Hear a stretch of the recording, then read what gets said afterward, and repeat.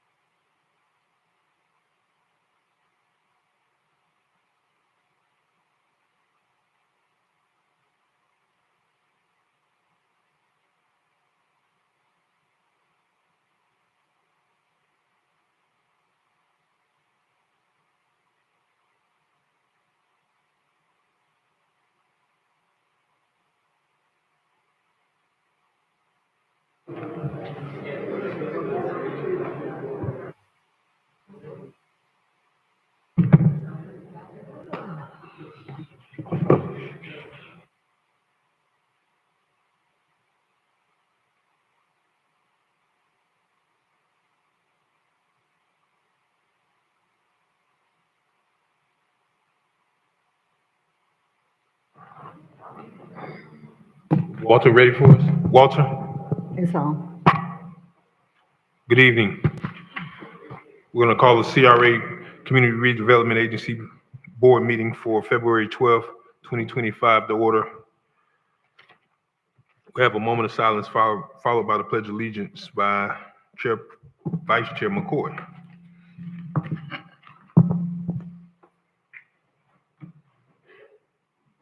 Pledge allegiance to the flag of the United States of America and to the republic for which it stands, one nation, under God, indivisible, with liberty and justice for all.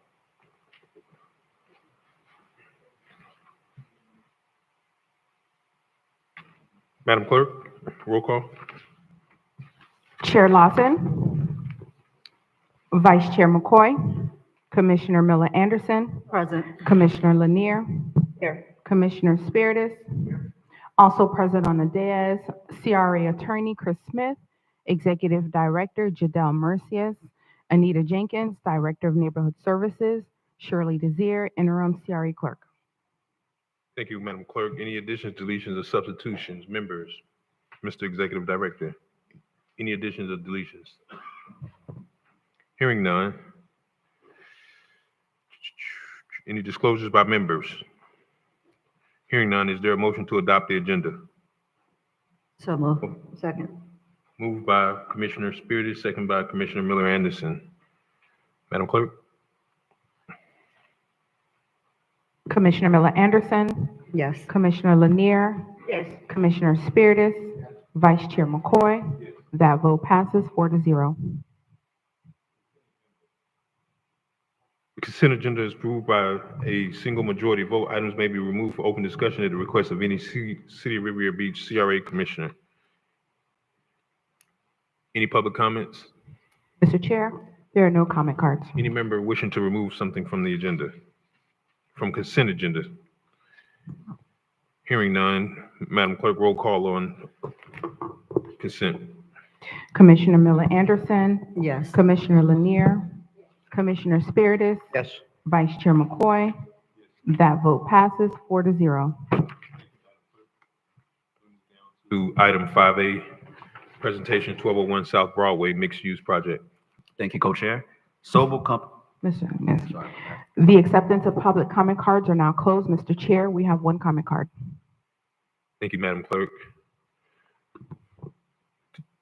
Mr. Merzius?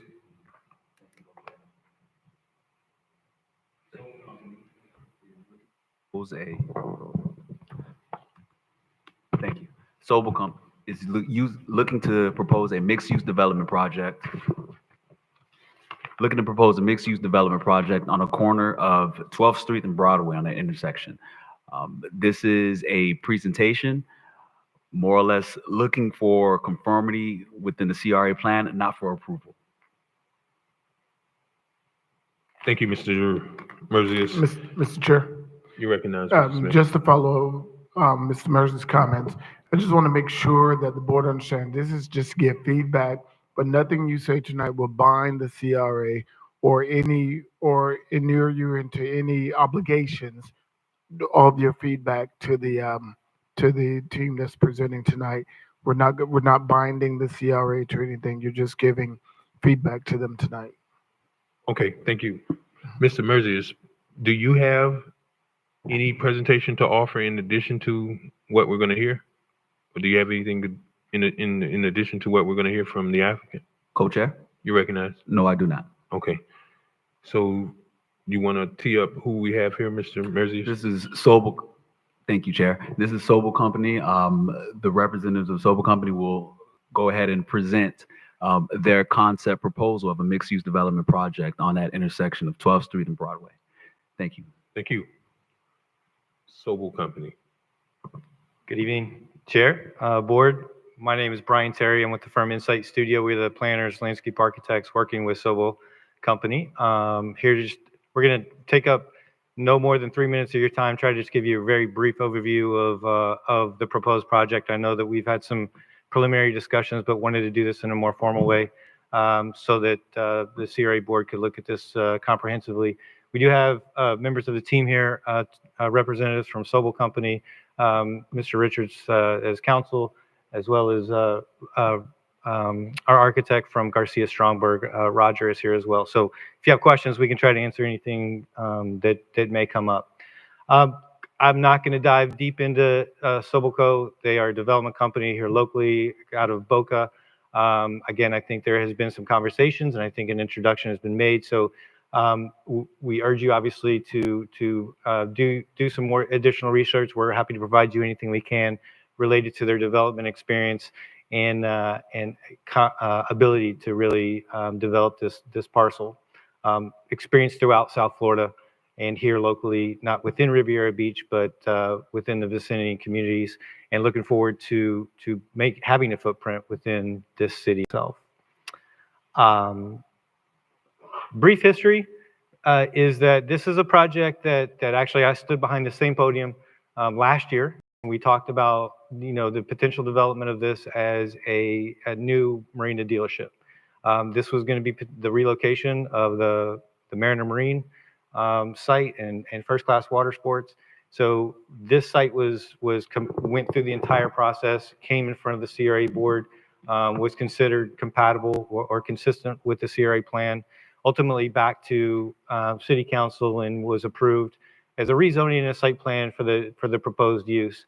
And this is what that plan looked like. And frankly, I think if we went back and looked at the meeting minutes, I think we heard from the community. I think we heard from the Planning and Zoning Board. I think we heard from the council and the CRA that although this was consistent with the plans and consistent with the downtown core zoning district, maybe wasn't really the ideal use in this location across from the marina. Furthermore, creating some these marine industry uses that are along the frontage of Broadway. And so this wasn't providing for any retail. This wasn't providing for a streetscape. This wasn't providing for residential opportunities. I think was also maybe the future direction that was being projected. And so we have a second chance, right? And that's the opportunity here. What we are proposing is a mixed-use development, as was mentioned. This is approximately, we'll call it 500 units, as well as approximately 10,000 square feet of retail and/or restaurant or cafe, whatever that might become. We're not quite sure yet, and that's why we want to start this process. Make sure we're going in a direction that this board deems as the correct path, or a good path. And then we have to work through the fine details and develop those plans and bring them in front of your staff and go through the review process. So again, it's really designed to be almost like 4 individual buildings. And you'll see as we show some of the elevations what the intention there is. What's important to see on this plan, so Broadway is to the right, that would be east. And then on the west side is Avenue E. Very consistent with the way that the original boat dealership was. We're showing the civic space, the pedestrian plaza park space along the western side, adjacent to the property that the CRA is actually developing. to have, again, that consistent residential feel as well as the retail on the frontage on US 1. And so I'm going to show you, these are the renderings and the proposed views of how that architecture is developing as we're planning on making an application to development services in March. So this is the view. If you're on Broadway, you're looking to the west. Again, you can kind of see the tiered effect of the way this building is being proposed. Smaller on the frontage, or shorter on the frontage along US 1. And as it steps back to the west, it gets a bit taller, and it almost feels like 4 individual buildings. Again, a perspective, kind of, this would be the kind of an angled view. As you can see along the western side, so this would be Avenue E. Again, you can see the tiered effect of how the building steps back, as well as the park space that's being proposed. This is, again, this would be along US 1, the opportunity to really have sort of, again, a courtyard space, a public space that's in the center of the 2 primary buildings facing Broadway, with a breezeway or a corridor, pedestrian corridor through the middle of it. A really unique pedestrian experience, an opportunity to use all of that ground floor space for retail, restaurant, keeping the lights on, keeping the activity that would interact really well with the proposed improvements and developments occurring across the street here in the Marina District. Again, another shot of sort of the pedestrian civic space along Avenue E. That really, again, summarizes what I wanted to kind of bring in front of you tonight. Obviously, we understand that there's, financial impacts that come with that, as far as employment opportunities, impact fees, ad valorem taxes, obviously, special taxing being in the CRA, how that will obviously benefit. But again, we're talking in the ranges of what we're proposing here. In addition to, I understand some of the impact fees have been increased with the water to help with the water sewer services and the improvements that are being proposed by the city. So again, what was mentioned, we're not here asking for your approval of anything tonight. We're here to try to get some feedback. We'd love to hear any comments, questions, concerns, anything that you can provide us as we're preparing our plans and we're moving forward to trying to make our applications, again, to development services and moving that process forward. So again, thank you very much. We're here to answer any questions that you have. Members, questions, members? Mr. Chair, You recognize. I know you said approximately 500 units. Is that in stone, or is it possible that that could decrease or increase? Again, we are working through the architectural plans now, trying to build those programs, the right mixture of, the unit sizes. I don't think anything's concrete at this point in time, but we're seeking that opportunity somewhere in the 500 unit range. Okay. All right. Thank you. Yep. Vice Chair? You recognize Mr. Spears, Commissioner Spears, you recognize. Okay, so these are going to be rental units, correct? No, these would be proposed These to are going to be. be proposed ownership. Yes, sir. And can you give me the price range? Well, no, I don't know that I can give you the price range today because we're multiple years away from where it would actually come to market. That's something this is an opportunity I think that Sobel has recognized. Maybe there's a potential gap in the market from some of the more expensive higher end costs of maybe what's being proposed on the northern corridor.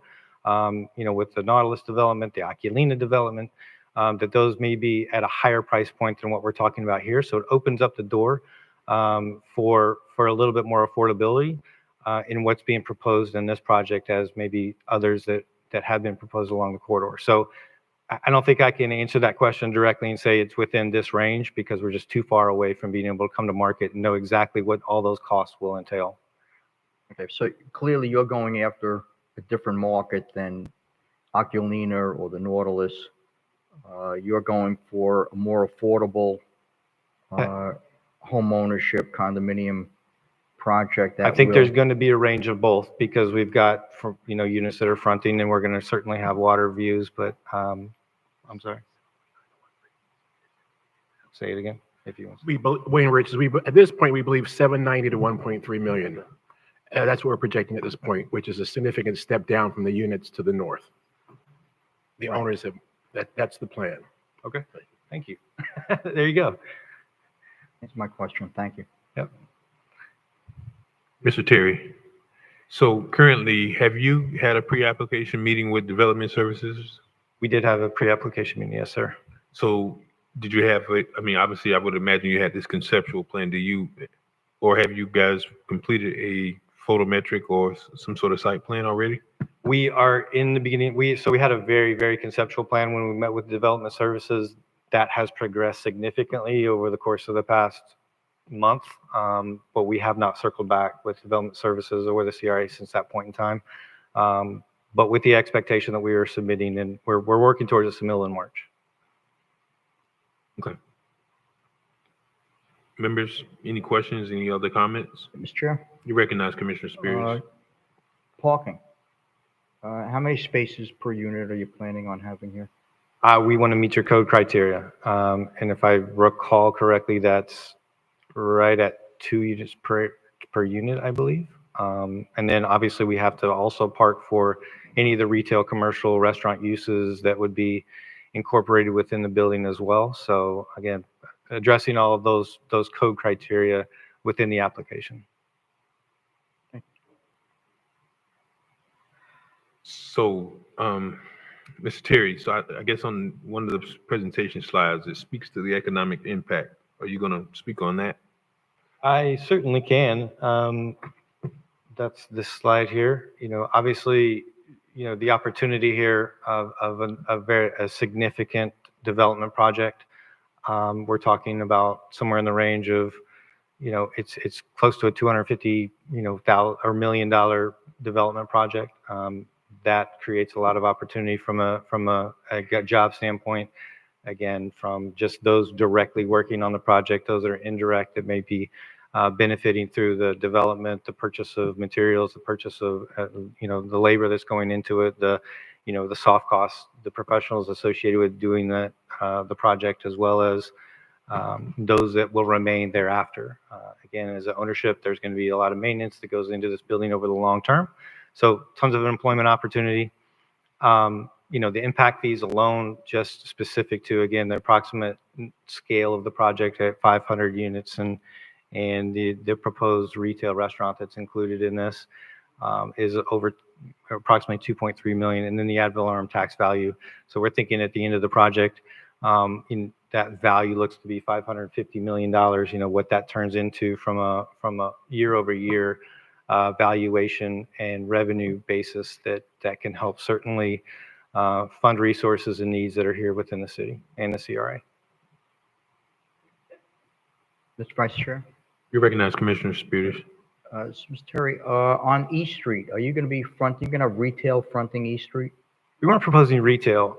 What we are proposing, again, is doing that attached green, or attached green is one of the civic requirements within the code. And so what that'll do is going to create a public park space that we think is going to be very beneficial to not only our residents, and what we hope to do is have actual like door fronts or residential units that are facing that park space from our side. So not retail, but having, again, units facing that park space.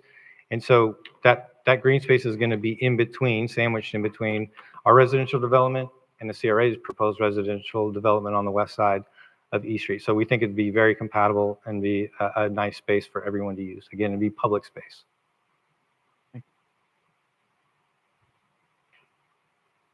Anything else, members?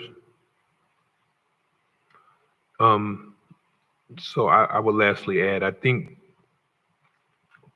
we've been asked several times in the past about having a mix and not so much driven towards the marine industry. And, obviously this, I would imagine, I'm sure it's going to require a zoning change, correct? It would, correct. We'd be looking as a rezoning to a PUD designation. And I'm looking at about, 15 stories? Actually, probably more, about 20, right? Yes, the taller components, the ones in the background, those are approximately 20. And then you can see the tiered effect of what we're showing on the frontage. Again, the shortest or the smallest fronting along Broadway, we're probably going to be in that 8-story range, then going up to about 14 to 15 in the next step, and then the back towers being closer to 20. Okay, so we're not looking at getting any kind of bonus density or anything. It's just Right, the sorry, yeah, we were looking at the IHC PUD regulations, looking to work within the parameters of what those requirements would hold us to. Okay. And quite frankly, I would think, and members, if you can kind of just visualize the previous slide where we had the boat yard, where we had very minimal lot coverage of a building, and the ad valorem tax revenue from that is not going to be generated off the value of the boats, but the actual improved property. I think this is certainly significantly more in terms of adding value to our tax base in the city. So I think it's a great project, and I really am shocked, right? Can we imagine coming from West Palm Beach into Riviera Beach and having something of size, and then right across the street we'll have the two towers that's currently under, I guess, in permitting. So I think it's a really great project. I would love to see that come forward. Great, thank you. Mr. Vice Chair? Commissioner? Yeah, I would like to agree with you. I think it's important for us to have this type of development on the west side of Broadway. We're seeing a lot of proposals for the east side of Broadway, but this will help substantially turn Broadway into a walking downtown area, and I think that this would be a very positive move for the city. Okay, so not that you are development service or city administration, but let's talk about what you foresee as your timeline. Right. In terms of submittal, you said in March. Staff review is going to probably take a few months, I would imagine.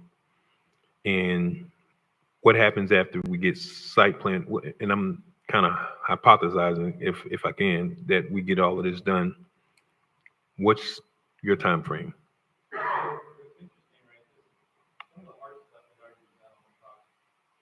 Looking at developing it as that boat dealership. So the plat's been completed. Right-of-way abandonments have been completed. Easement abandonments have been completed. So we're pretty far ahead of the game from that standpoint. What we need to do is we're assuming that, late summer, we have an opportunity to stand back in front of this board and city council and request your guys' support and approvals. From that standpoint, we're in a position where we can move forward pretty quickly as far as permitting and looking to development. I wouldn't expect that, we would get through. I mean, it's a big building. There's a series of buildings that we may develop in phases. So we'll have to design those plans. We have to get them through permitting. Let's say that takes 8 months to do. But then quickly thereafter, the expectation is to move forward. I mean, this property is being purchased here very soon, with the expectation to get to this project and bring it to market as quickly as possible. So, this isn't a wait game. This is a move forward as quickly as we can game. Sure. Thank you. Chair, You recognize? so what does that mean? 1 year, 2 years, 3 years? I mean, I would hope that we're talking about construction within a year and a half, 2 years, somewhere in that range. Right. So what was just said is as quickly as we can get it through the approval process, we can get the approval or the permits in hand, the expectation is to go. Again, we're in a better position than most is to be able to bring this to market quickly. So realistically, I'm telling you just from my experience of how long it takes to get through these processes, we're probably a year and a half away from where we sit today at this very early stage to get to a point where there's we can get a shovel in the ground and start building. So is there anything that we can do in terms of expedited permitting or whatever we can to make sure that this moves? Absolutely. I think that, if we're moving in a positive direction, obviously there's, when we're coming in, we will be in front of you asking for a rezoning, which is, will be a requirement to be able to make this come to fruition.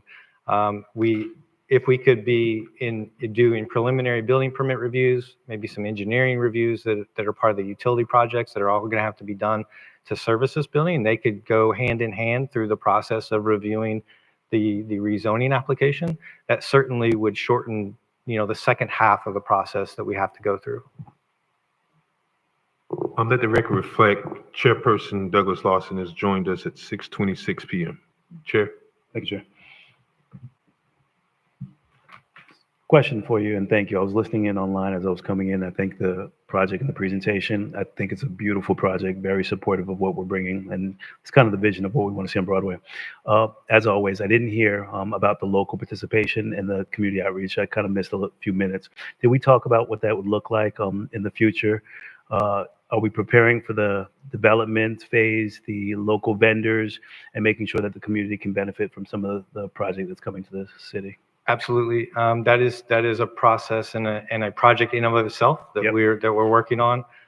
Again, we have to understand. So there's a development of the plans themselves. There's a development of the program you're talking about, and making sure that we're including and making ourselves available to the local professionals and community through this process, and then also the local residents and the local property owners that are adjacent to us as well.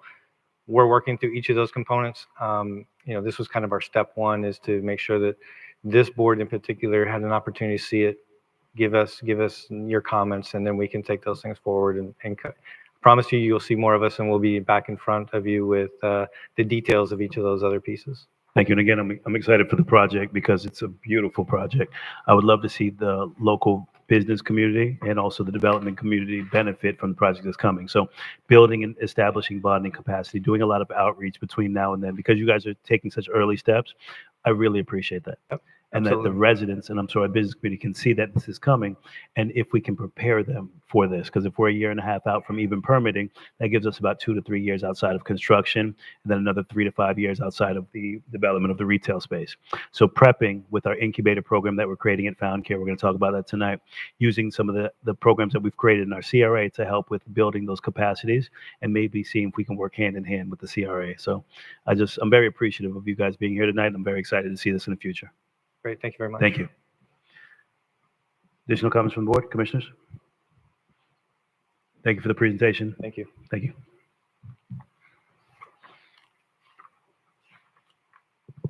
Chair, Madam Clerk, you're right, we do have one comment card for this item. Thank you. Bob Sonnenblick.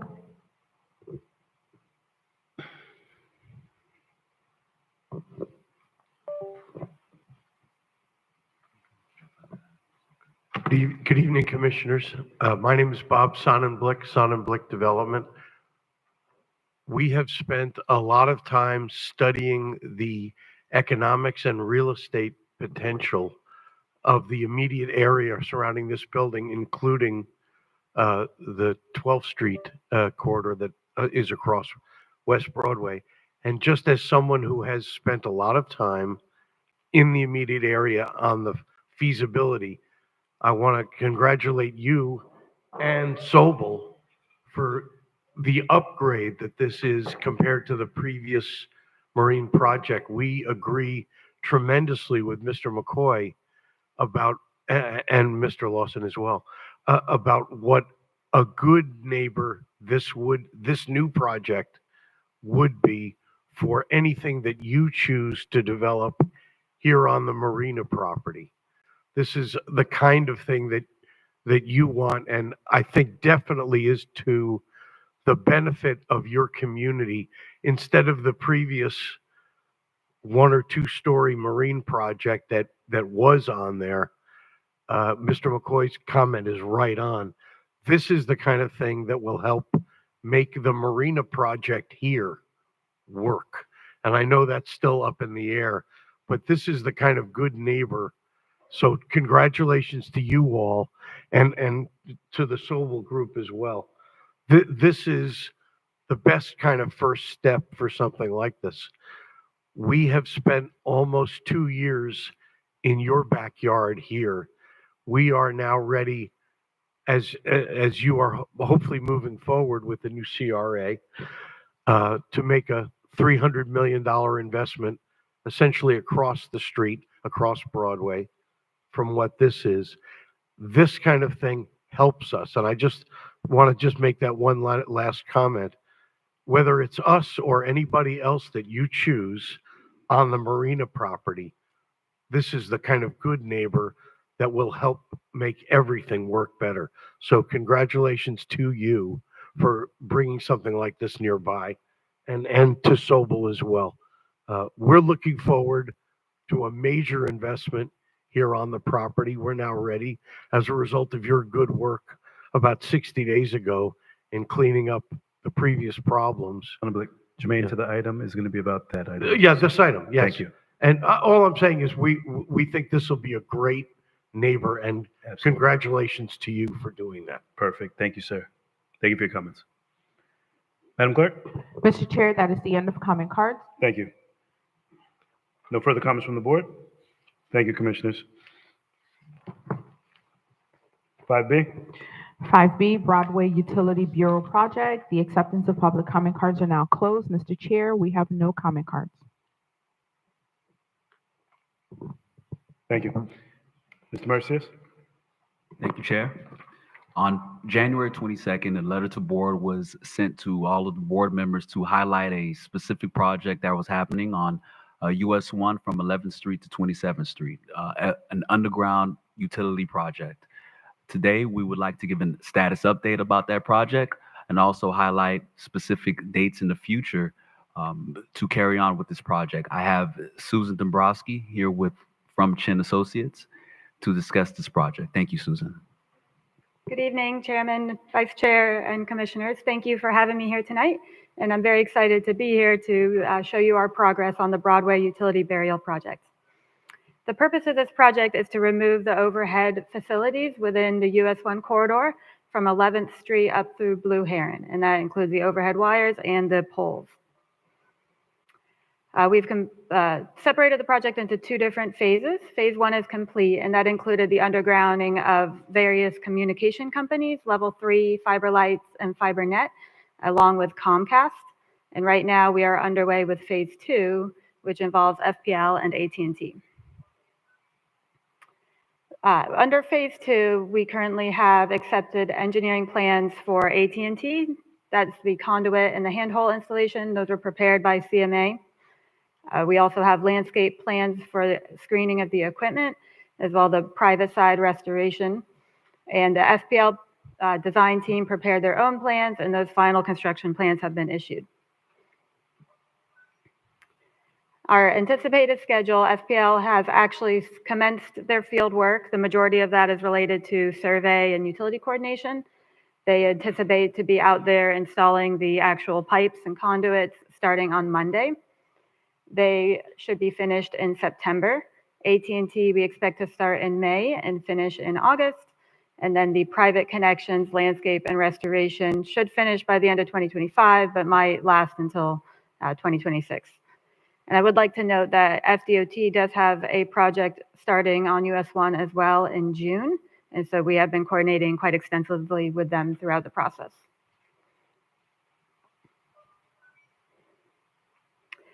But one important aspect of this project are the easements. All of the above ground equipment for FPL has to be located within an easement on private properties. And so we have various entities that we're getting these easements with. Palm Beach County Parks Department is one, the Riviera Beach CRA is another, and then some private landowners. So this is a list of all of our easement efforts. About half of them have been obtained and recorded, fully signed off on. The majority of the rest of them have been agreed upon, and we're just working on that final paperwork right now. And then we have two others that we are finalizing some details on the location, and we expect that to be signed off anytime now. This is some examples of the equipment that you'll see after this project is completed. We'll have switch cabinets, transformers, and AT&T various facilities for them as well. And as I mentioned, we'll also be having landscaping installed around the above ground equipment just to beautify it and screen it. It'll be surrounded on 3 sides, with one side being open so that the utility companies can still access everything. Again, going through some of our schedule, in the winter of last year, we completed the FPL final design and then initiated the AT&T design. All of the permits for FPL have been procured, and AT&T permits are underway. Currently, we are working with FPL on their construction. And then March of 2025, so next month, we expect to be back here in front of you with a recommendation of award for a construction package that would include those AT&T conduits and handholds, the restoration, and the landscape. and then complete by fall of 2025, with some of the restoration might be going into March of 2026. For the budget, phase 1, which is complete, was 1.1 million. For phase 2, you have already paid the FPL construction cost in full, and that was 2.398 million. The AT&T construction cost, we have estimated at 300,000. However, that is dependent on the bids that come in. The project management cost of 92,000 is a Chenmore and Associates contract for the design and coordination and oversights. And then we estimate the private connections at 300,000 and restoration within the right-of-way at another 250. We have a line item in here for contingency, unforeseen overhead conditions, for a total phase 2 cost of 3.4 million. And that's it for my updates. I'd be happy to take any questions. Thank you for the presentation. If we can do public comments first, and then we'll go to questions from the commissioners. Mr. Chair, You recognize? we have no comment cards. Thank you. Questions from the board? Did have one question for staff. The above ground equipment that we're using, have we been working on a program to possibly look at combining our arts and public places with beautifying of these above ground equipment and the landscaping that's going to be done there? To the best of my knowledge, sir, no, we have not, but I will look into that. I think we talked about it, we mentioned it previously, but we do have something, and I'm not sure if staff was working on it before, because that was some of the discussions we've had over the years when we created the Arts and Public Places program.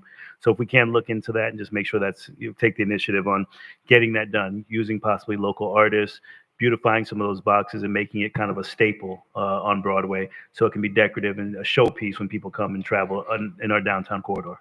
Yes, sir. Thank you. Chair, You recognize? if I could pass it to Miss Anita Jenkins, she would like to say something about those art and public places. Okay, thank you. Good evening, Chair Lawson, Commissioners. We have been having meetings with the Art and Public Places Committee and meeting with the Advisory Committee, and one of the areas of beautification are the switch boxes and the transformer boxes in terms of bringing art to the corridor. So you will see that, and we'll take your comments back to staff in the committee and make sure that it is coordinated. Okay. And if we could possibly coordinate it with the timeline, just so as the rollout comes with the syncing of the power lines and the FP&L lines, we can the AT&T lines, then we can actually see that kind of rolled out simultaneously. Yes, sir. Thank you. Additional questions or comments? Mr. Chair? You recognize? So can you tell us what type of traffic issues we're gonna be seeing with this? Sure. So FDOT are the ones that have to approve all the traffic impacts. And so the majority of their work is going to be on the sidewalk on the east side of Broadway. So they're not anticipating any work within the actual roadway. Again, they haven't started boring yet. If they start boring and they feel unsafe next to those vehicles, you might see like a partial lane closure, but both directions of US 1 would be open at all times. Mr. Chair? You recognize? Okay, so we're expecting this project to be complete in September.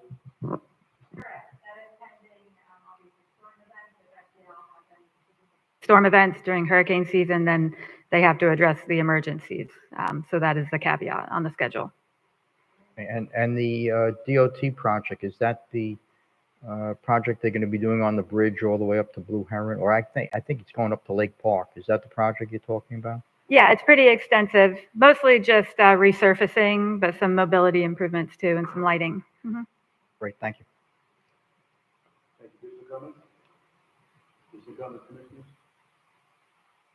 Thank you. Thank you so much for the presentation, ma'am. You recognize, Mr. Jadot.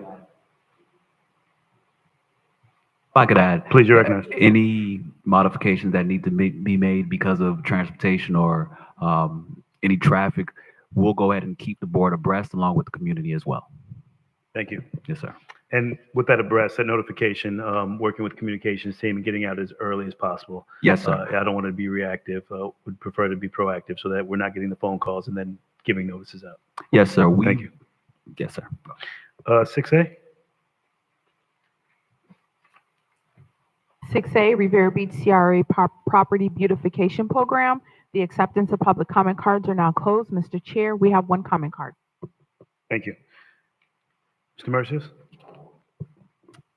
Thank you, Chair. This beautification program is a program that was prepared by staff. It's a great program, I believe, to incentivize um, great concepts within the community when it comes to beautification. What we're looking to present here are the parameters of the beautification program, along with the approval to move forward with that beautification program as well. I'll bring forward Nehemiah Spence, who will be presenting the beautification program, and thank you. Mr. Spence? Good evening, Mr. Chair, board members. My name is Nehemiah Spence. I'm the Special Project Manager for the Riviera Beach CRA. This evening's presentation is for the Riviera Beach Community Beautification Program for commercial and residential. We are pleased to introduce the CRA Property Beautification Program, which emphasizes its focus on recognizing outstanding commercial and residential properties within the CRA district. This pilot program aims to celebrate the dedication and pride of residents, business owners who contribute significantly to the aesthetic improvement of our community. The goals and objectives for this program is recognition of excellence. This program seeks to recognize homes and business that set a high standard for property appearance. We also look into the inspiration for others. By highlighting these properties, we aim to inspire others to evaluate and improve their own curb appeal, fostering a more inviting city for all. The benefits of a beautification program. Number one, it enhances property value. Well-maintained and aesthetically pleasing properties typically see an increase in market value. Improved curb appeal can attract new businesses and invest to our area. But more importantly, community pride and engagement. Residents and business owners take pride in a well-kept community, fostering a sense of ownership and responsibility. Beautification projects often encourage community involvement, volunteerism, promoting community watchfulness, and it also opened the doors for other programs such as Neighborhood Watch and Business Watch program. It can also boost morale that leads to more interaction between neighbors, and it also improves the quality of life in our neighborhood.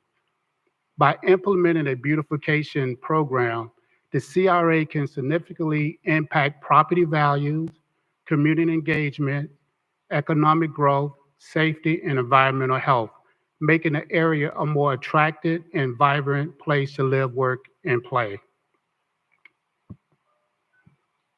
If this project is approved, the timeline will be as follows. Beginning April 1st, the program will commence. Resident and business owner can complete applications either online or you can pick up a hard copy at the CRA office. May 30th, acceptance of all applications in. Between June 1st and June 30th will be the evaluation period. And the presentation or the winners would be either in July or August meeting. The judging criteria for this program would be as follows: landscaping, maintenance, exterior painting, facade improvement, signage, lighting, overall curb appeal, and the cleanliness of the property. The qualifying location: properties located within the CRA district. An additional property would include all of Park Manor and Riviera Beach Heights. Our expansion goal: our goal is to expand the program to other neighborhoods within the city based on the success of this pilot program. Applications requirements. Application must be submitted detailing why the property qualifies for this award. Application must be submitted by the homeowners only.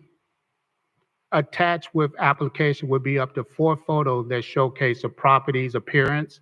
At least 1 photo must be a street view image that shows the entire home, or business and highlight its curb appeal. All application must be submitted and completed by the deadline. There will be no exception to this. Evaluation team, as I call our beautification committee.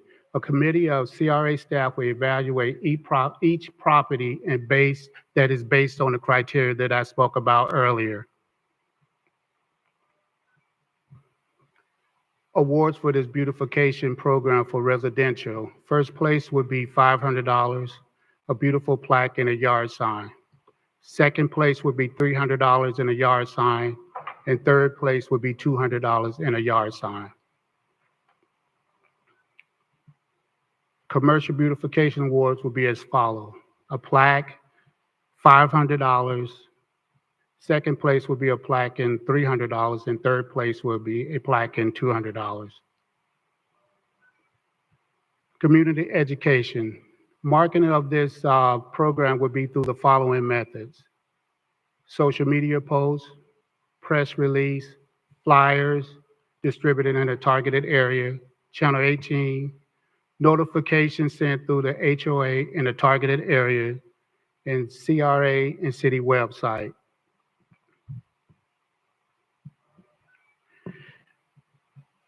This program facilitates the citywide goal to achieve a prosperous, resilient, and sustainable economy with priority to development.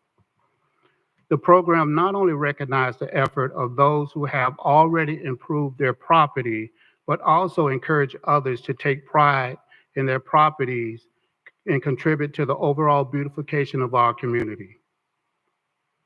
We're asking the board to approve this program, and once approved, we can start April 1st, including the completion of all flyers, social media posts, and other vital information that is required for this initiative. And if you have any question, I'll be more than happy to answer. Thank you, Mr. Spence. Vice Chair, you're recognized.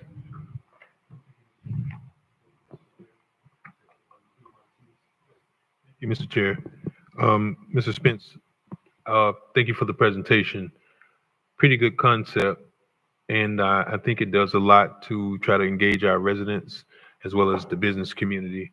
And I'm surprised we haven't done that sooner.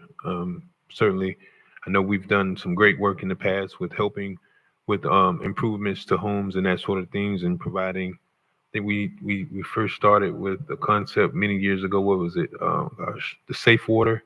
Yes. Then we did doorbell cameras. So I think certainly this is something that we should have done. I'm just concerned, just procedurally, administratively, you know, I like the program, but I don't want to be that involved that this has to have board approval. I think conceptually, the dollar amounts, I mean, certainly that's within the CRA director's authority, and operationally, I mean, I've seen 2 very large television screens out there. So, I mean, I understand the concept. I personally cannot disagree when that's the very purpose of the CRA is to reduce blight and slum. And these beautification programs, I would like, and this obviously is something that the other commissioners can weigh in on, that, you know, these kind of initiatives can be done at the staff level.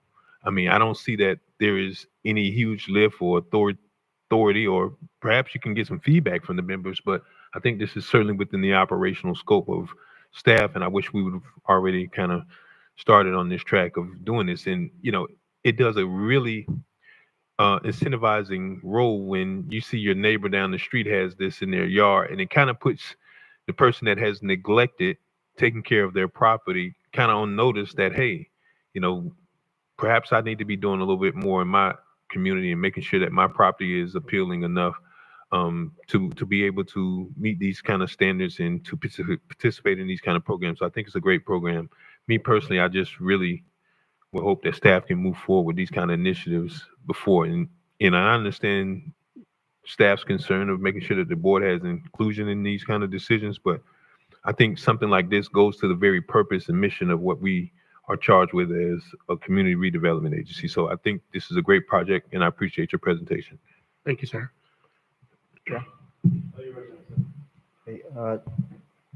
I would like to also say that I support any project that helps stabilize, whether it be the residential or existing business community. If we want to make sure that we don't see gentrification as the title of our revitalization efforts, we have to do more to help those communities and the people that are already here.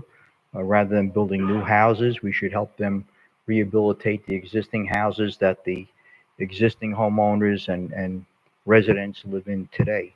So I support any project that does that, and any time that the CRA wants to put more money into revitalizing existing neighborhoods and existing homes and businesses, you can count on me to be there. Thank you. Thank you, sir. Chair. Thank you. So, Ms. Jenkins, maybe you recall this, but if I'm not mistaken, we already had a program like this, because I remember specifically the car wash on Blue Heron being recognized in the past for beautification. If you could recall and perhaps give us some perspective. Mr. Chair. You recognize Ms. Jenkins? Yes, Commissioner, we've had several iteration of beautification programs for residential and for commercial as well through the years. And this is a fresh look at how we might be able, with a relatively small, modest budget, to be able to bring some new energy. And thank you, Commissioner Spiritus, for your comments. We have a very, very vigorous reclaim program to assist existing owners of property to rehabilitate their home. And we will very likely be coming back very shortly, because we maintain a very active wait list for people who are looking for assistance.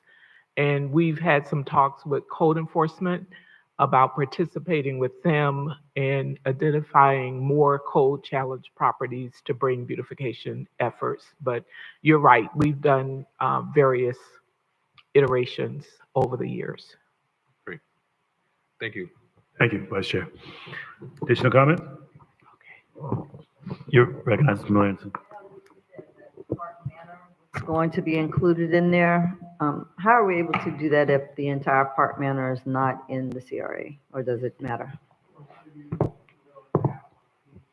The CDC? Okay. And the reason why we wanted to identify the whole neighborhood instead of just half of it, we just wanted to be whole. Right. I'm sure they appreciate it, so thank you. Spence, if you could repeat that, the microphone was going out, but you said the CDC, correct? Yes. Okay, so it'll be the CDC in conjunction with the CRA for other areas, and not just Park Manor, but what other areas, and how far out will it be the program implemented? Well, we're going to do all of Riviera Beach Heights. That's start from West 10th Street, south to 1st Street, from Australia to President Barack Obama. Okay, excellent. Thank you. Mr. Chair? Oh, you recognize Commissioner Spears. Yeah. Is there a reason that Lakeview Park is not included? Well, yeah, Lakeview Park is part of It the is CRA district, so it is. Is that included in the program? Yes, sir. Okay, thank you. Sir, additional comments? Commissioner Vice Chair McCoy, you recognize. A vote from the board? Chair? You recognize? Yes, we are looking for a vote from the board to move forward. Okay, Chair, if I can be recognized. You recognize. All right, I move to adopt the presentation and move forward with the Riviera Beach CRA property beautification program. Second. Motion been made and probably second. Discussion? Madam Clerk? You recognize. Thank you. Let's hear the public comment before we take a vote. Margaret Shepherd. Thank you, Ms. Shepherd. Madam Clerk, roll call. Commissioner Miller Anderson. Yes. Commissioner Lanier. Commissioner Spiritus. Yes. Vice Chair McCoy. Chair Lawson. Yes. That vote passes 5-0. Thank you, Mr. Spence, and thank you, Ms. Jenkins. Madam Clerk? 7A. Item 7A, resolution number 2025-06, authorizing commencement of lease negotiation with TBD LLC at Found Care to provide a small business incubator opportunity in the Found Care project, providing an effective date Mr. Chair, the acceptance of public comment cards are now closed. Mr. Chair, we have one comment card. So moved. Second.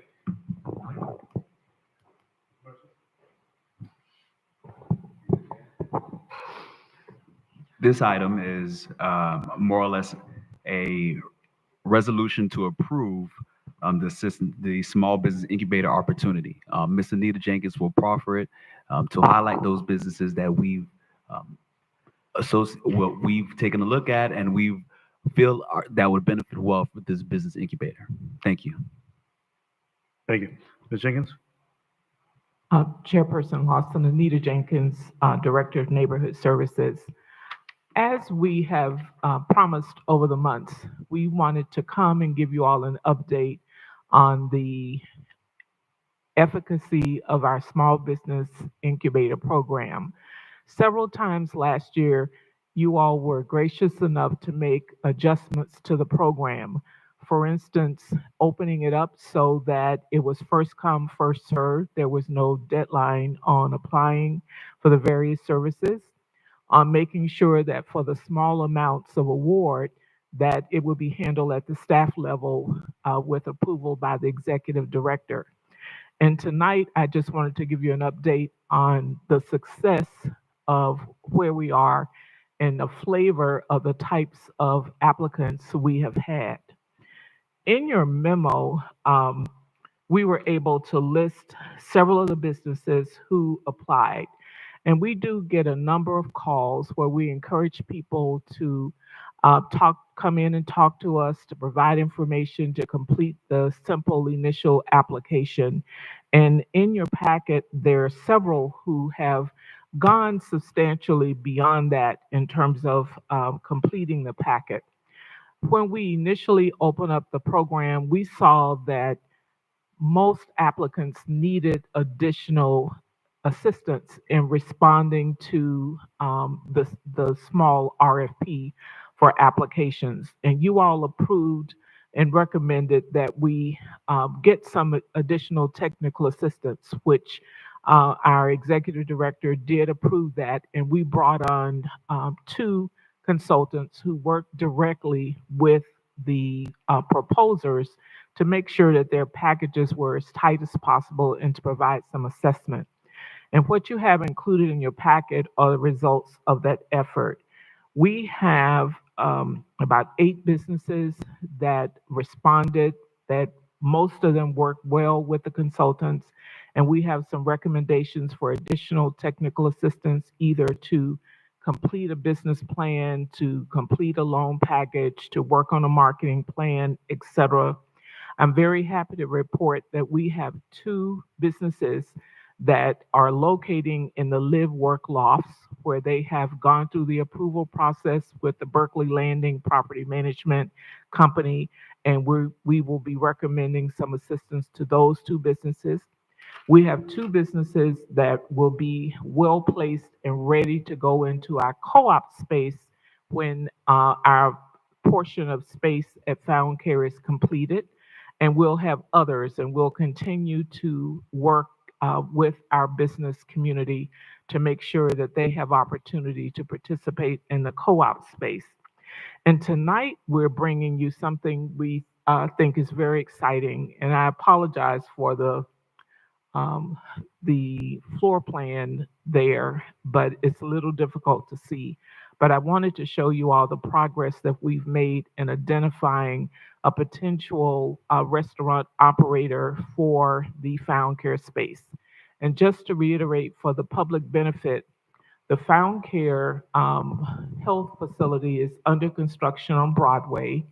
And out of the 20,000 square feet that is under construction under roof, 5,000 square feet has been allocated for the CRA.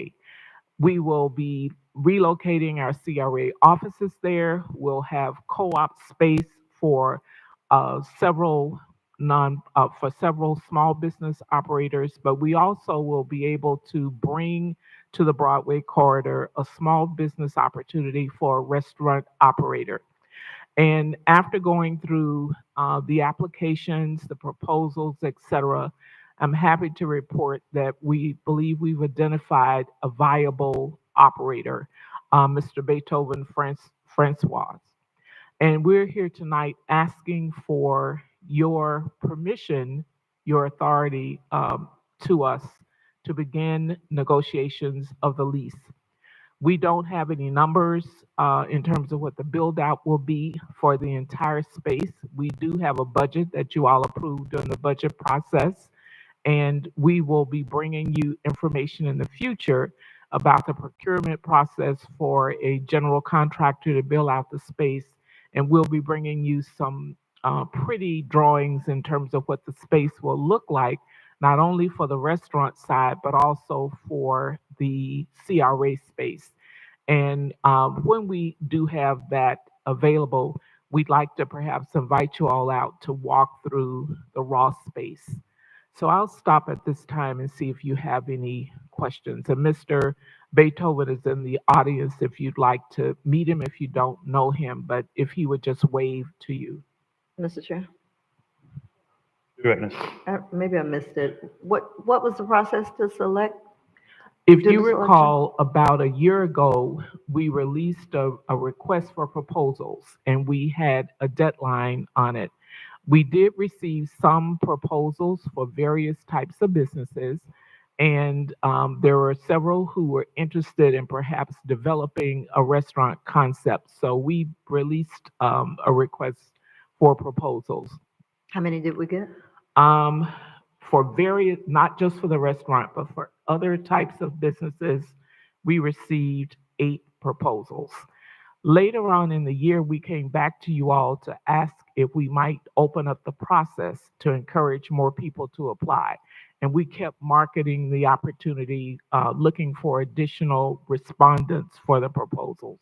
So there is an open process for the various types of assistance, various opportunities for small business incubator space within the CRA. So it was an open public process.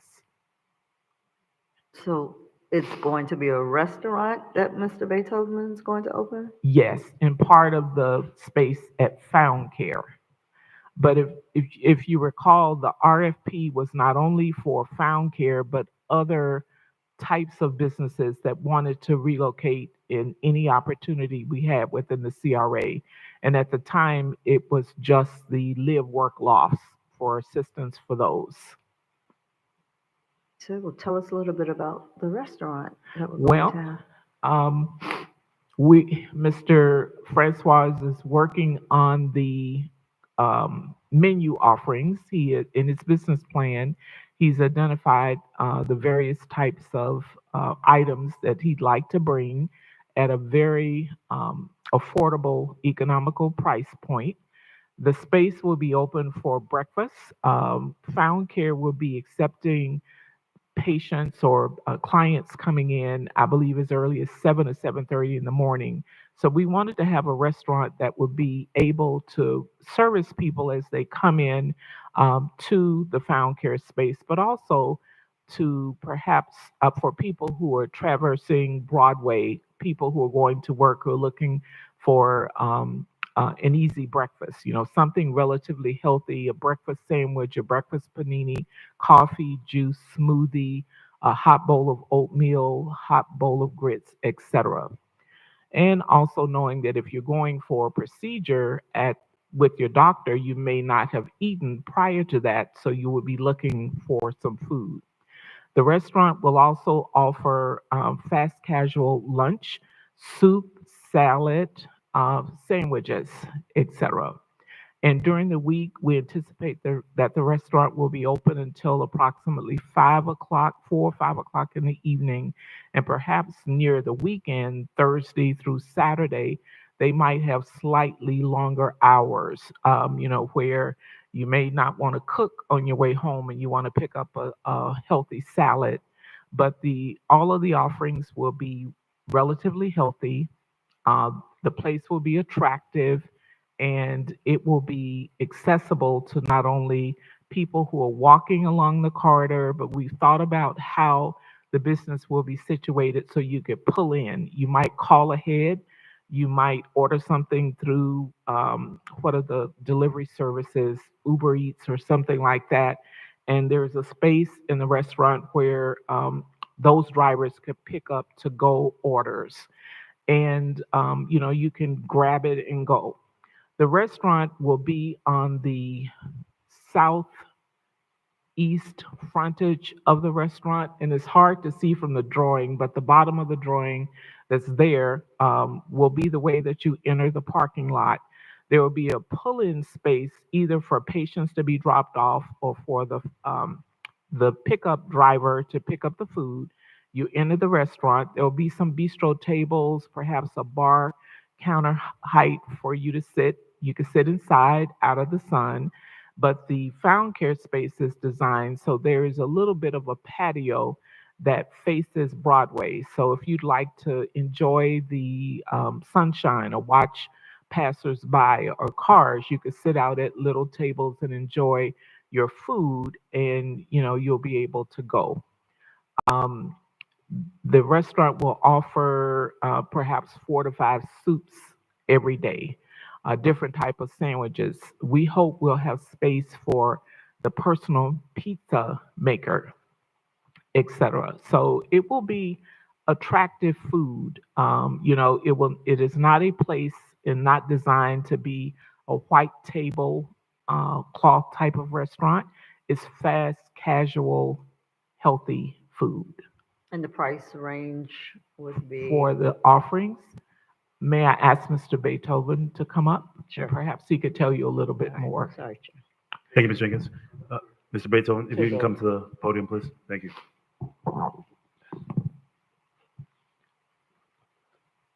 And then while he's coming to the podium, what time frame are we looking like for this to be rolled out? Because I know Found Care is in this final stages, and they said maybe second quarter this year. So The CRA is using the same architectural firm as Found Care because we thought it would be easier, and it has been. They have designed the envelope of the space, and they're working on the interior design. We'll be bringing back to you a tease look at what the CRA space will look like, the way it is configured in the co-op space, but also the restaurant. I didn't want to take away from Ms. Miller Anderson's question. I want to make sure we stay consistent. I'll come back. Is it going to be this second quarter? Are we opening up with Found Care when they open, or is it going to be after? It will be closer to the summer, Okay. late summer. Thank you, ma'am. Sorry about that, Ms. Miller Anderson. Mr. Beethoven. So the question is on the rate of the food. It'll just be market rate, price difference from the cost of salads through different market rates. So I can't tell you if it's going to be $5 to $7, $8 the time we open, but it'll be feasible. I mean, I know we have McDonald's price for salad, and then we have just for salad price. Yeah, so I wouldn't compare McDonald's to a specialty cafe.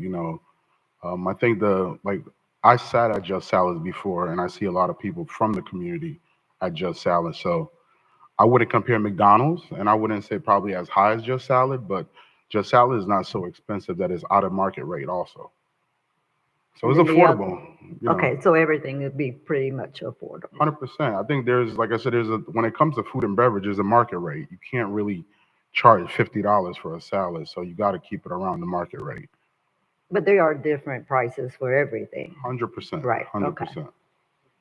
Sure. All right. Go ahead. Dr. Spirit, you recognize. Okay, Ms. Jenkins, when you get proposals from people, do you do background checks? How do you decide who is the one that you're going to give a specific site to? You check their business backgrounds and their ability to do. How do you decide what the qualifications are and who's going to get the nod? Yes. This was a relatively simple application process because some people were applying for marketing assistance, for instance. There was an application which was approved as part of the program.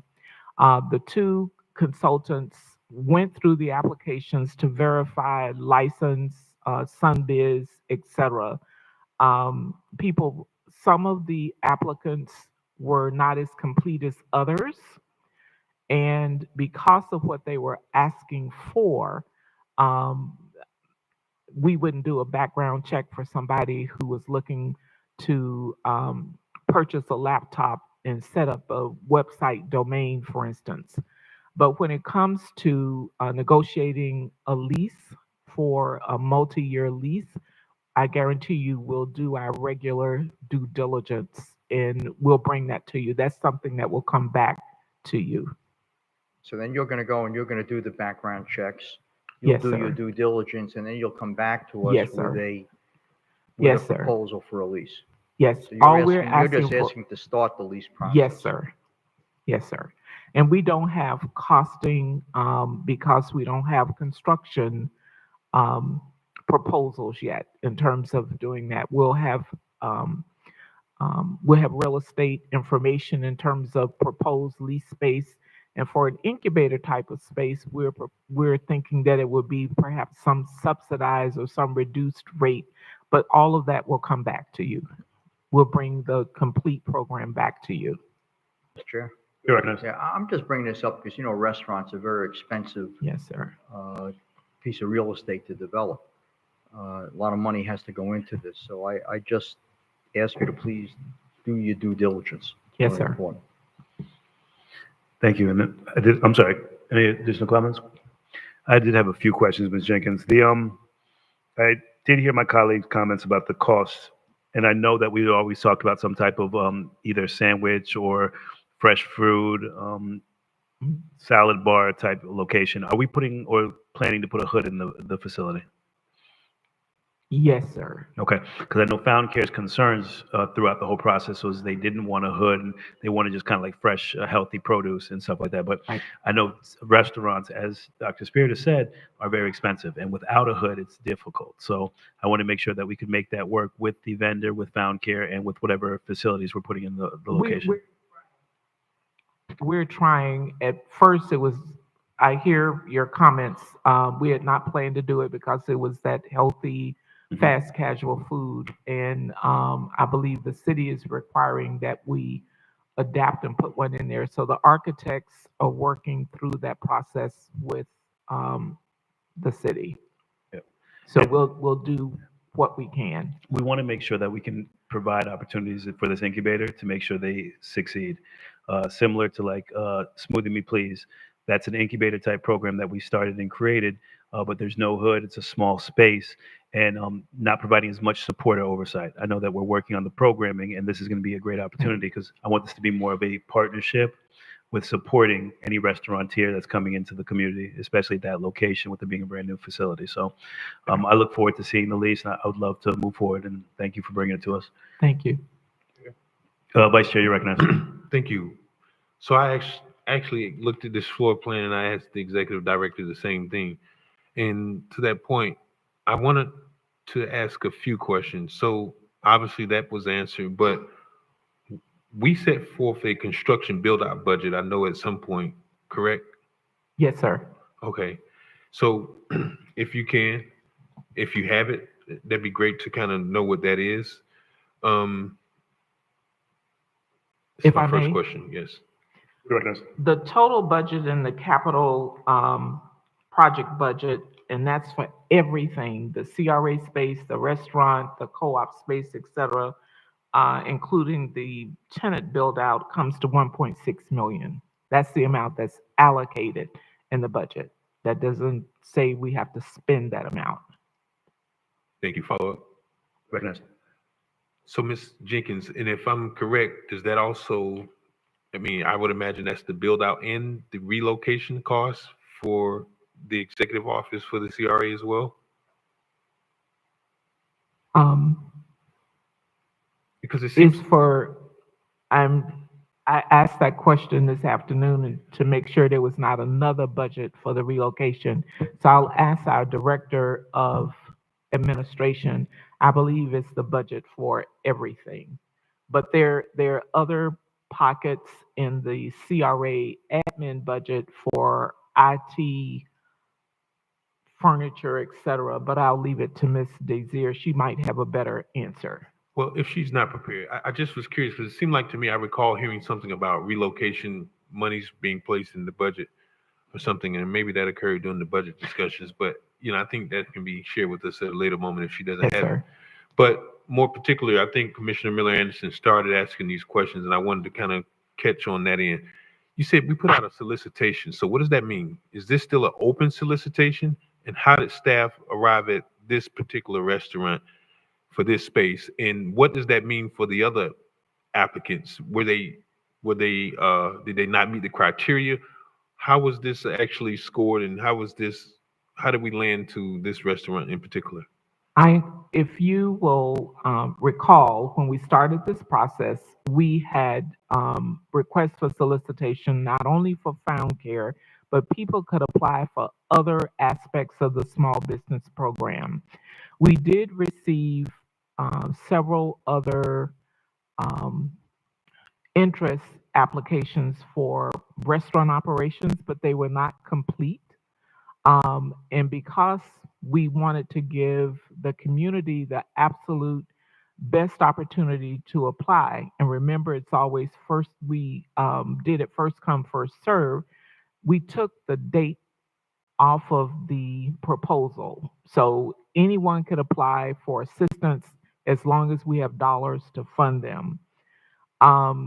This particular restaurant operator came with a complete business plan, ideas, menus, etc. We had the consultants to evaluate all of the proposals at the same time that we had. And we've continued to get calls about people interested just in assistance, not for restaurant space. So we were challenged trying to identify a restaurant operator to go into the space. We had an evaluation committee made up of staff that received the recommendations and the assessments from the um, consultants, and we reviewed them and we brought the recommendation forward, and you see those in your packet. So this is what we have. There are several people who initially applied or approached us, and we didn't throw anyone out, but they failed to provide complete information. Even working with the consultant, where the consultant said, well, can you provide um, your corporate information or et cetera? What is your financial projections? There were several of the people who failed to respond. All right, thank you. That's what I wanted to know, and I'll follow up on a more personal clarification. But I just kind of wanted to understand how we got to this point, and I find it very interesting, the process. Certainly, I'm not personally inclined to support us providing that level of technical assistance, and the reason is because if an applicant comes here just like they would do for a large scale marina or a large scale restaurant, I would imagine that if they're not compliant or they don't have the necessary information for staff to make a decision or the consultant to be able to make a recommendation, then they just need to be returned. I don't want to hold up our process or other things that we're doing. I mean, they need to figure that out and get it together because, this isn't, um, this isn't a science project. This is real dollars, this is real expenses, and more importantly, the time that staff puts in. If they're not ready, then let's just move on. I think, there's always people with great ideas, and that relies on our pocketbooks. And I just don't want to hold up the process when we have folks that are ready. Certainly, let's move this along like we've done here today, but I don't want to hold up the process with folks that, come in with a half-baked project, and now that's taken away from us. And even more importantly, what does that do? And I asked this um, from administration of the CRA. What does this mean? Is it still an open solicitation? Is there a cone of silence? I don't know what that means when you have applicants that are not complete with these packets. I don't want to inadvertently have somebody to contact me and say, hey, well, I've been working with staff on this item, so I really hope that going forward this process is clarified. So if they're not fully um, complete, then perhaps they be provided in another round, because I didn't even know Mr. Beethoven was one of the respondents. I mean, not that I've heard from him or anything, but I would certainly like to know where we are in the process, because I didn't even have any idea that we were still kind of working with other individuals. And if that's so, I think from the perspective of making sure that there's some integrity in the process, we kind of know this is still open, or we've closed this window and we're going to reopen it, just so we can know what's going on. Because Ms. Jenkins, you know why I'm saying this, right? Everybody may hit some sort of resistance at staff level because they're not fully complete, and then they want to reach out to the board members, and I don't want to run afoul of any kind of program rules. Thank you. Sure. Thank you.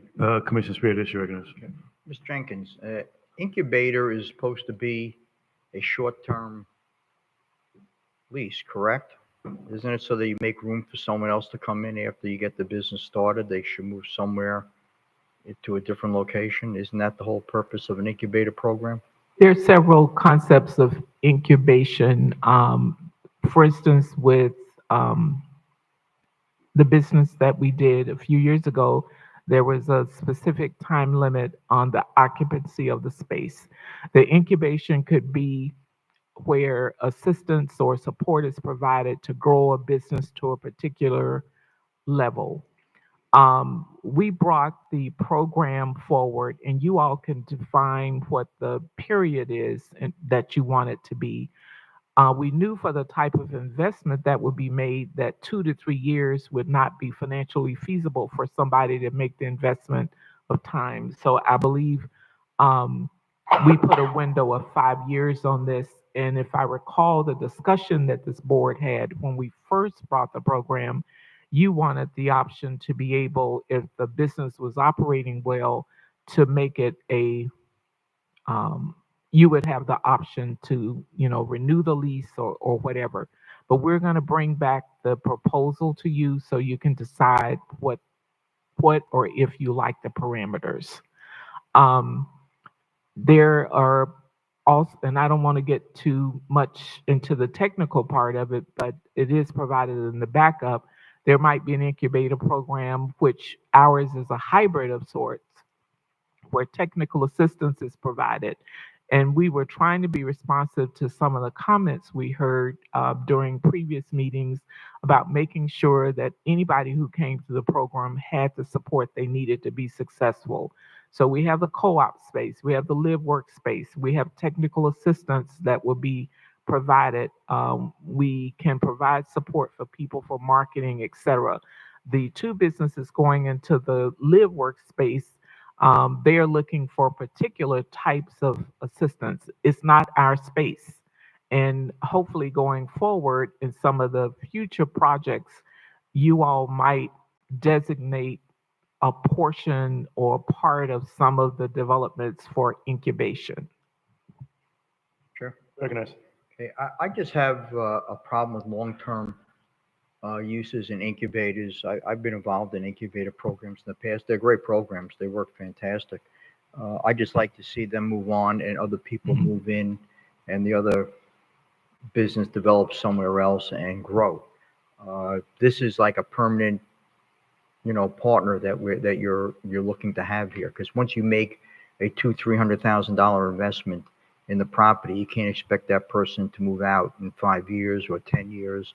Just too big an investment. I know that in Lake Park, I believe they put almost 200,000 plus into a cupcake factory. Cupcake factory did not make it. I just want to make sure we don't make the same mistakes, and that we make it fair for everyone in the city to have an opportunity to use that space or take advantage of the program. Yes, sir. Thank you, Commissioner Spiritus. Additional questions and comments? Thank you, Chair. Can I be recognized for a motion? You're recognized. I move to approve that we authorize staff pardon me. Yes, I'm Continue your motion, Commissioner. Go ahead. Move that we that we authorize staff to move forward with the lease and program negotiation for the TBD restaurant at Found Care. We have a second? Second. We do have a card in. Madam Clerk. Mr. Chair, we have one comment card, Ms. Mary Brown.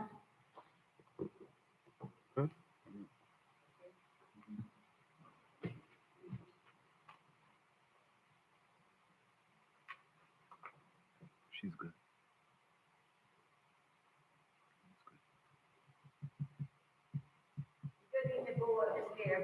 Wouldn't you always like to hear from your general public in whatever decisions that you would make? You all have weighed in on it. Isn't it business and always appropriate to hear from the general public whether they have some pertinent comments or not? Because sometimes your decisions from the general public can weigh in some of the things that you need to do to move it on. I remember this. Good to see you, Mr. Beethoven. Good to see you. Welcome back. I'm going to say this. I wish you much success, but McDonald's sits right there, and it has breakfast. It has that dollar menu and $2 menu, the lunch, the salads. So if I really thought that we were in conjunction with the Found Care, that we would just have like a little coffee shop or something of that nature there. And then if it was going to be an incubator, for some businesses that could come in there and complement their corridor. Because I'm mighty afraid, and I'm going to say it, I'm going to put it on record. So many times that you all have, I look at the pink station down that you all invest money in. That doesn't move. And if you let these people come in here, use some spreadsheets, require them to give you spreadsheets so you can see how they're moving along. So if they're falling in the gaps, and if it is not producing, then you as a board or whoever is the governing board can catch some things and kind of steer them or get them the necessary tools or whatever they may need in order to succeed. That corridor there, when it is built up, you see all of those high rises that's there, and others is coming up. So we really thought that it was going to be, I'm going to be honest, like a little coffee shop or something like that for the other incubators. But he says he's going to have sandwiches, salads, and I'm mighty, mighty afraid McDonald's you're no match for McDonald's. People is always, especially now, they're going to go into somewhere where they can get their bang for their buck. I think you solved that question for me about where would it be located at. It would be located on the front. You did say that. And also, I see a little notation there. What does that mean? No, with the equipment contract, what does that comment down there mean? So Thank you for your please, comments. weigh in on that. Thank you for your comments. Thank you. Thank you, friend. And I think just to clarify, we always hear from the public, so I think we were just making a motion and then allowing for the public to opine, board to continue to have discussion, and then we'll take a vote. So we always listen to the public first, Ms. Bram. Some of the concerns that I've seen and addressed in regards to it being a coffee shop, I think the consensus was always just to kind of have some type of healthy food option and some type of eatery at that location, in addition to the incubator spaces. And then when the board brought the option of the CRA offices, we as a board decided to support that with still having incubator spaces. I'm not sure how big this restaurateur is looking to be there, but I know there's still going to be some additional co-op spaces inside the CRA office. We have a couple thousand residents moving in across the street over the next 3 to 5 years. So I think that this would be a great opportunity to bring a good partnership in conjunction with Oculina and Nautilus that's coming to the city, and also that's currently going to be getting a CO in Lake Park. So I see this as a definite benefit. I understand the concerns of my colleague, Commissioner Spiritus, in regards to this being long-term. So if you could, Ms. Jenkins, address that concern with this being an incubator, but it also possibly being a long-term solution to that space. If there's do you have any ideas for that, or what were your thoughts in regards to that concern? Well, in the guidelines, it will give you the option to go up to 5 years. So we could build in milestones. For instance, Ms. Bram mentioned about accountability. There are certain documents that we will require semi-annually, annually to show that the business is progressing, that it's growing. And in the lease, you could have the option to extend for several years, to renew, perhaps to incentivize or offer a larger space or a different space. There are all types of developments that are coming throughout the CRA where CRA might be involved in them, or because of the community benefit aspect of the program, we could look at a next level type of small business support that we could do within the CRA overall.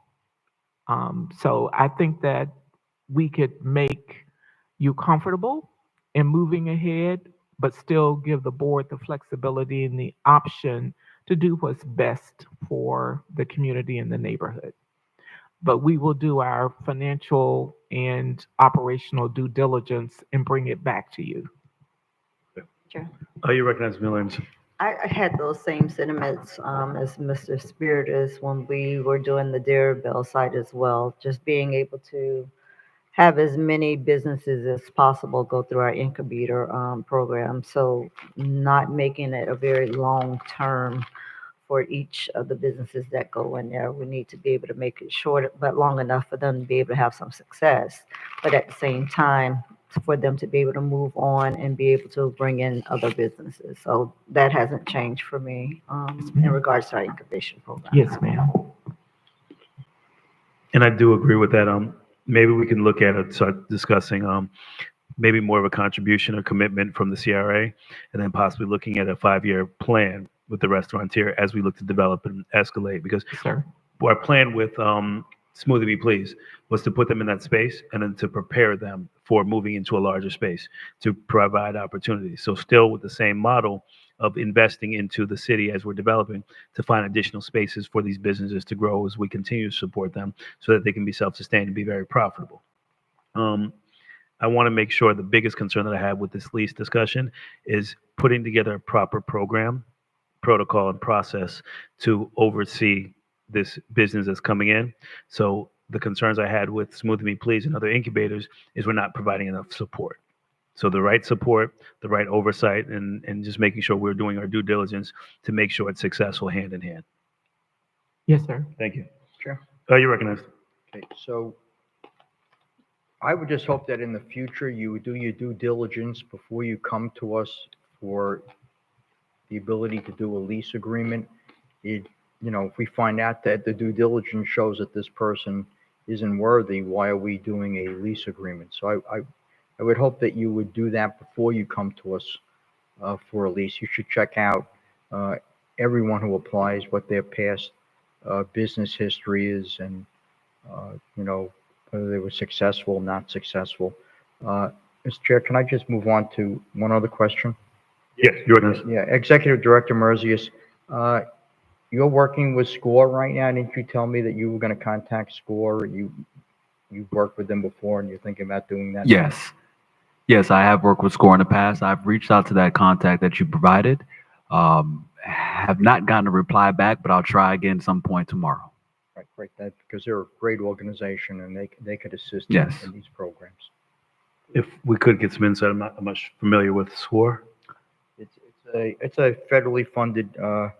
Actually, it's a not-for-profit, but they do get some federal assistance.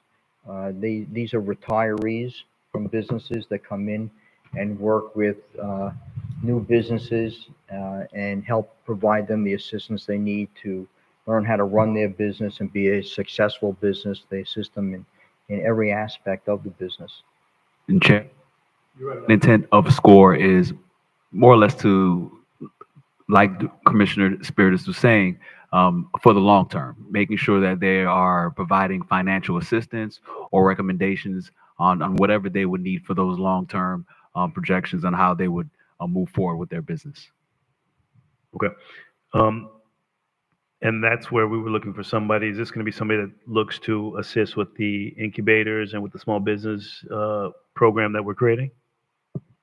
We can reach out to SCORE for that specifically, but we already have several, I would say, contracted vendors that do help with business assistance, but we can also reach out to SCORE as well because the more the merrier when it comes to business assistance. And it's not only for new businesses, but also the businesses that are currently in Riviera Beach as well. Right. Okay. Yeah. I was just asking that because I know we've been talking about this process. So that was the first time hearing about SCORE. So I just wanted to learn a little bit more about Yes, that. sir. Thank you. And thank you, Dr. Spears. Additional comments? Roll call, Madam Clerk. Oh, sorry. Commissioner McCoy put a motion on the, I'm sorry, Vice Chair put a motion on the board to allow for staff to go ahead and to move forward with the negotiations of the lease. Additional comments? Madam Clerk? Commissioner Miller Anderson. Commissioner Lanier. Commissioner Spiritus. Vice Chair McCoy. Yes. Chair Lawson. Yes. That vote fails with Commissioner Miller Anderson dissenting, Commissioner Lanier dissenting, and Commissioner Spiritus dissenting. Okay. So the next steps for the space, Ms. Jenkins?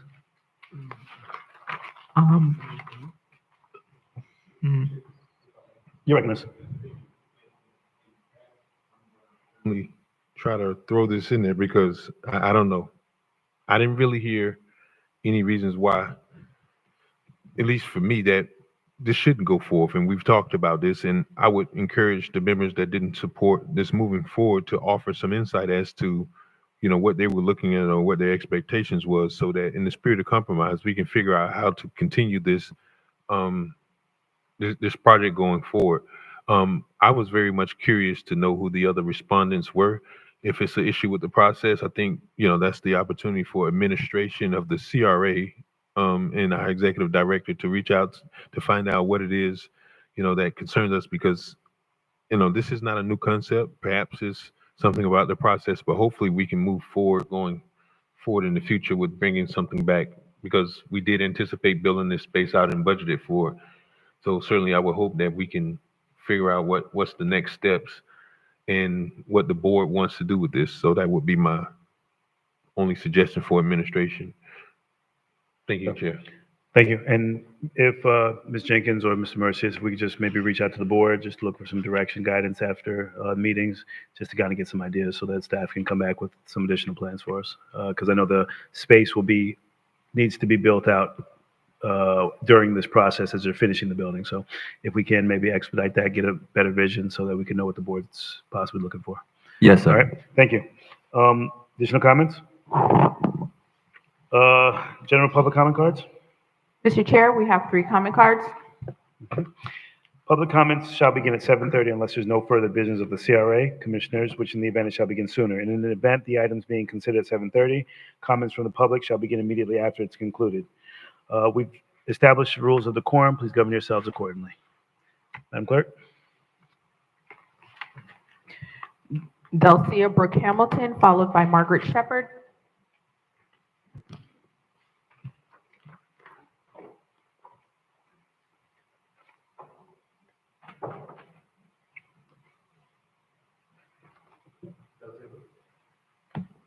Good evening, Council, Mr. Chair. Congratulations on your new baby. Mr. Mercius and Mr. Smith. My name is Delcia Brooks Hamilton, CEO of Pangea Grill, small business woman-owned in Palm Beach County. I have been in the restaurant and hospitality business for my family and I for the past 50 years, or maybe even more. As a child, I remember my mom having a restaurant, so I was raised in that environment. I currently own a couple of restaurants internationally.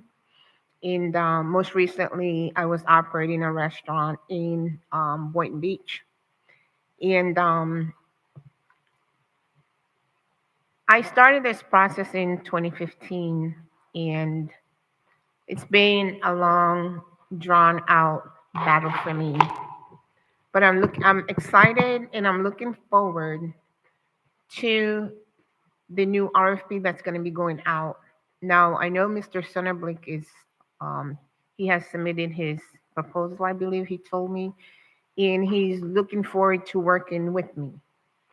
And I really do appreciate that because I believe that I have put the time in. I have spent a lot of money. I do have the funds to do the build out. However, it's going to work out.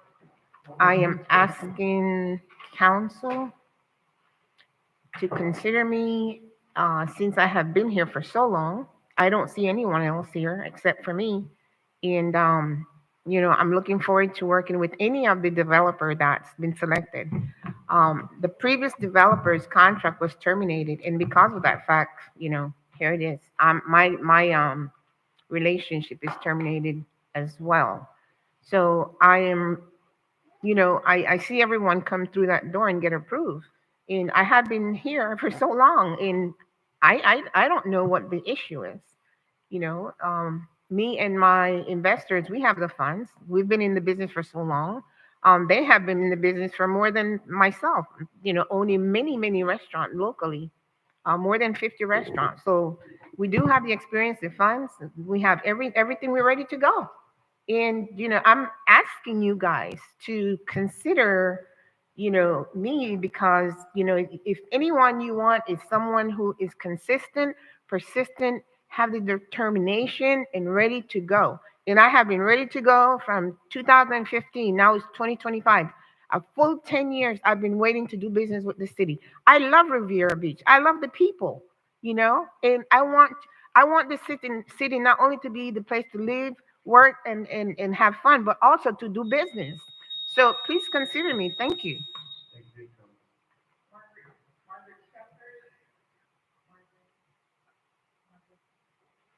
Margaret Shepherd, followed by Mary Brown.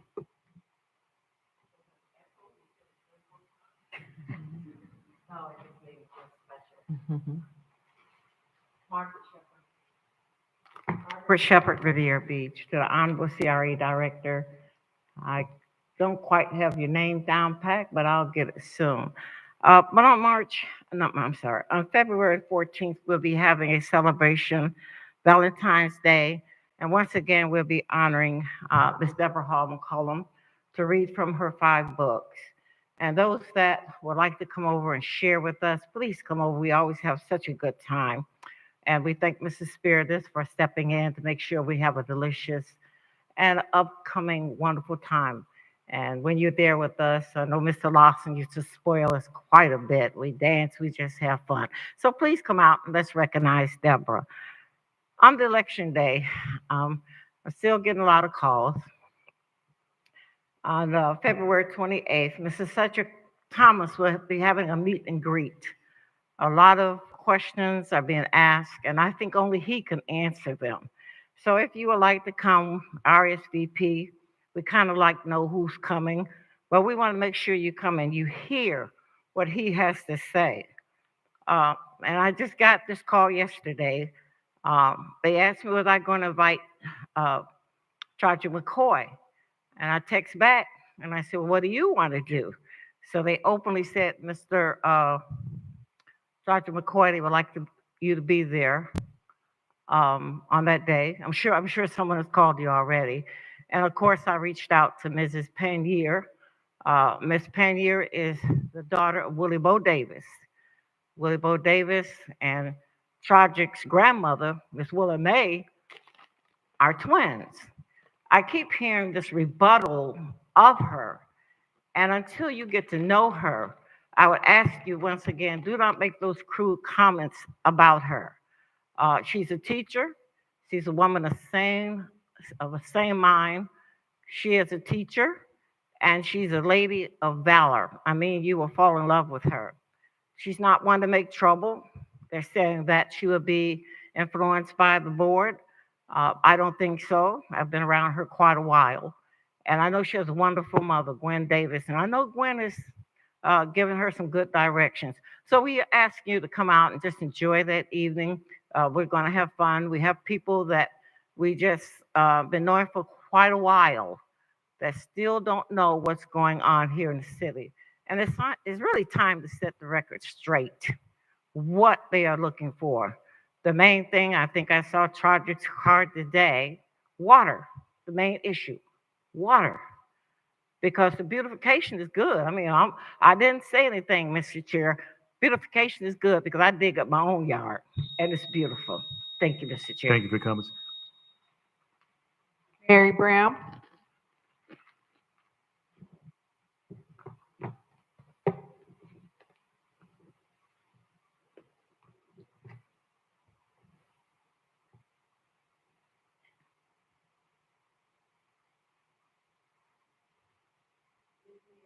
Riviera Beach, to the chair and to the board. I hope you read today's paper. What are we in this here for? What are we in this for? We, as a general public, we need some explanations on this here. Say what? Riviera Beach Board takes lead in lawsuit against DEI? To the general public, that means diversity, equality, and inclusion. And we are 65% in every one of our departments are based in minority. What are we doing here? What are we doing here?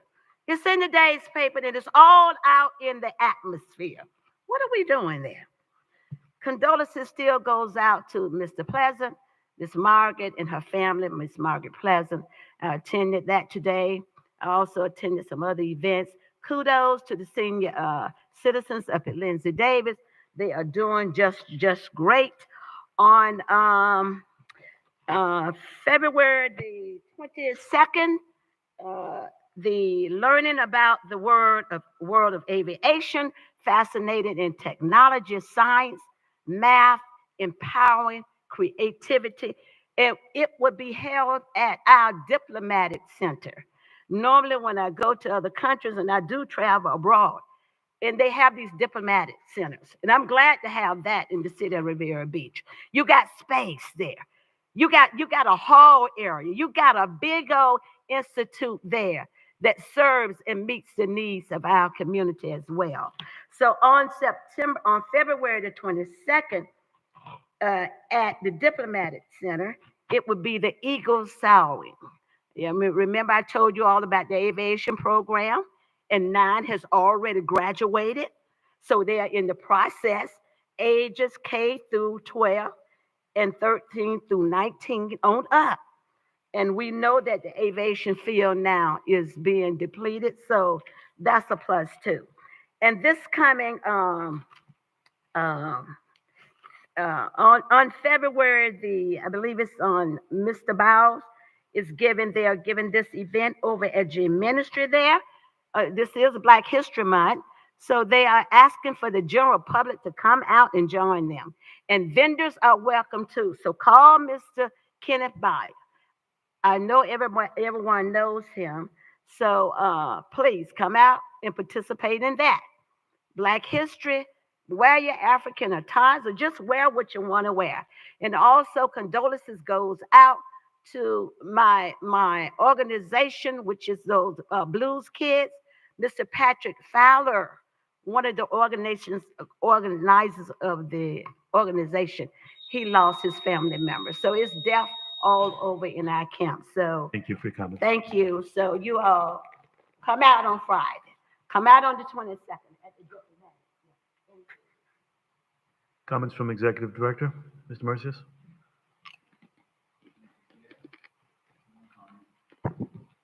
It's we're going to kick off a celebration of milestones for the related Element 7 and 8 projects. The information that will be relayed will be housing opportunities, construction employment opportunities, along with subcontracting, small business opportunities, and commercial space availability. Food trucks will be available as well. It'll be a good time to celebrate and commemorate a great event as we kick off and continue to undertake Element 7 and 8 the related. Thank you.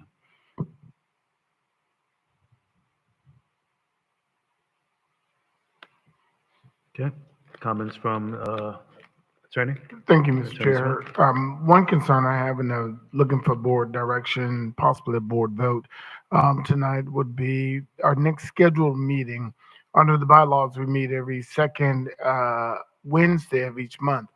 Next month, the second Wednesday will be March the 12th. That is the day after the city elections. And I don't, there's a possibility, an extreme possibility that a new board or new board members will not be sworn in by the March 12th date. So I would ask the board to consider the third Wednesday, which is March 19th, or the fourth Wednesday is more appropriate, would be March 26th. And that way we're sure to have any new council members sworn in by that date and can conduct business. So, Mr. Chair, I would ask that you uh, maybe poll the board for March 26th date. And I think it's going to be more than just a possibility. I think it's definite. Yep. So with that being said, board, I think the March 26th date would be the best date for the board, but let's take the consensus of the board. Mr. Chair, You recognize? did you all check with the clerk to find out when is the swearing in?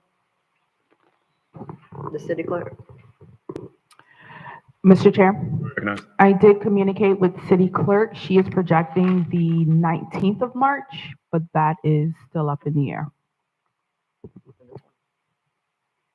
So we hear 1, 2, 26.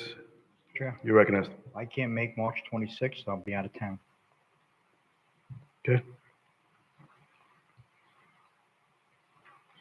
Additional comments from the board? Yes. Recognized. So I mean, it doesn't have to be on Wednesday. I think it's probably a little too early, at least for me anyway, to just have a different day. But is there a day during that week, Mr. Spiritus, that work for you, or that whole week wouldn't work?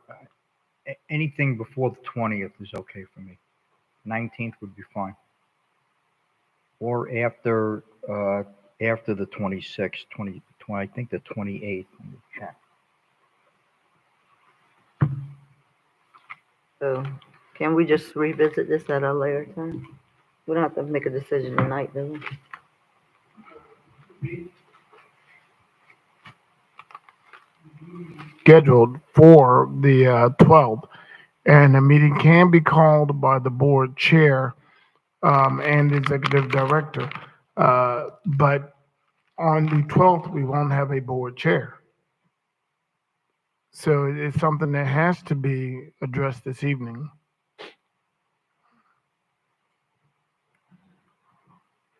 Chair. You recognize? Mr. Smith, I don't understand how, well, my understanding under the charter is that elected officials serve until, number one, until there's a succession in office. So there will certainly be a chairperson on the 12th. So as far as I'm concerned, I don't really see why we wouldn't be able to have a meeting on the 12th. And as you know, there's no election that has the results certified in 24 hours.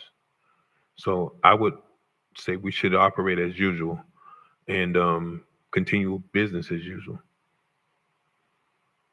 Because the offer of the third Wednesday now coincides with our existing utility special district board, and then very likely there's going to be a city council meeting. But for certain, we anticipate on meeting, and I think,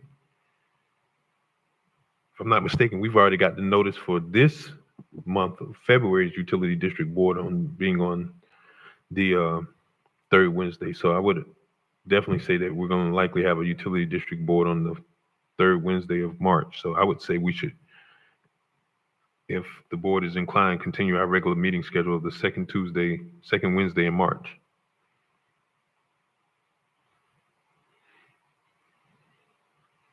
Chair, You recognize? that's okay with me.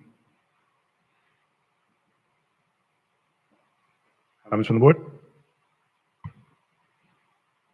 Okay. So I don't believe staff has clear direction for that. So if we can follow up with staff and see if we can set a date. Comments from the commissioners, starting with Commissioner McCoy. Nothing. Commissioner Miller Anderson. Nothing. Commissioner Spiritus. Commissioner Lanier. Yep. Yeah. So next meeting. Test, test. One only comments that I have is to staff. Thank you for allowing for me to serve as your board chair for the last 2 years. Thank you to my colleagues for allowing me to serve as this board chair for this community and to the CRA.